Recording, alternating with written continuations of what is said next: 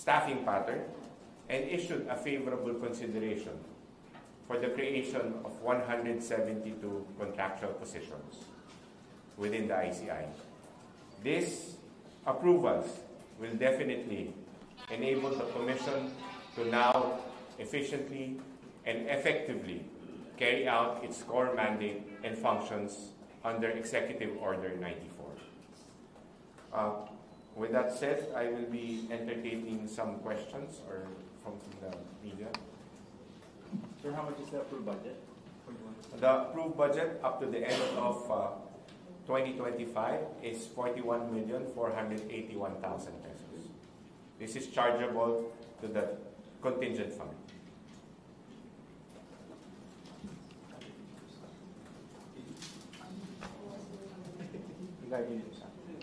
Sir, pwede mag-library ako ng pang-choose. Oh, mahal yun. Papasa-pasa na lang. Kasama na yung live stream. Kasama na po sa budget. Well, magkahiwalay naman yung budget at saka yung issue on the live stream. Yung budget pinag-usapan natin is for the operational expense and capital outlay of the Commission, needed by the Commission. Sir, for the record, ano nakalagay yun, sir, may budget? Malaking bagay yun, no? In any organization or any agency, funding is very important. It is very crucial for our efficiency and for us to be able to work and meet the operational requirements, at the same time comply with what we are asked for under the Executive Order 94. Sir, ano po yung mga positions na bubuksan po just for details? Well, for the details, I'm not. I don't have my staffing the staffing pattern right now, but definitely we have our legal department. Then we have our special investigation office, among others, and of course support staff in the office of the commissioners, at the same time the chair, and of course our administrative staff. So lawyers, magdadagdag po ng lawyers kasi for now 13 pa lang po. Yung mga abogado natin ngayon most of them are being detailed to us by the other agencies of the government.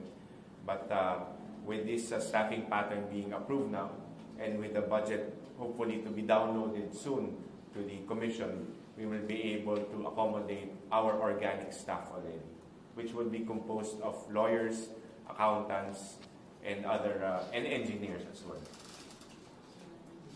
May questions pa ako sa budget related. Sir, dun sa malaking bulk mapupunta yung budget natin?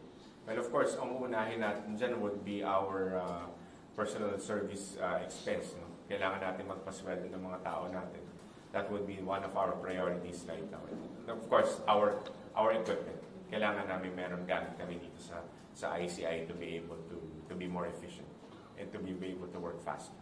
Sir, kasama na doon yung Yes, budget for the live streaming, yung halimbawa yung gadgets and the equipment. Yes, definitely expenses with regard to equipment will be covered by that. Sir, kasama sa expenses yung security positions and bonuses, lalo na yung incentive. Yes, considered yan sa lahat, no? Yung budget to be downloaded to us, that will be covered. Sir, ano magiging effect ito in terms of probably the speed? You mentioned it already, pero elaboration on the effect on the speed of the ICI's work. Having the approval of the staffing pattern and at the same time would be the budget and the funding would be the initial phase. Of course, the next would be for us to be able to in a way get the staff that we need. So once we get them, we get to hire them, doon na mapapabilis yan. No? Hindi naman kasi ora-orada na makukuha namin yung staffing pattern or mapupuno namin yung aming complement. So it will take a bit more time again, but the important thing is we have the approved staffing pattern already and the budget soon, the funding soon. How are you going to hire people? So you say 174, 172? Well, pagka-contractual kasi, no, we can, it is a pag-contractual, meaning it's by contract. So we can accommodate referrals, at the same time applications coming from from the different sectors. 170 ilang staff mo? 170? We were given and approved 172 positions. If it's enough naman itong budget na to for the base mo na yung Well, we have to see if that will be enough, no? But what is important is that we have it. We will be having it soon, and we will see, depending on the needs of the commission as we move forward. Then we will find out. This will be up to the end of 2025, the 141,481,000.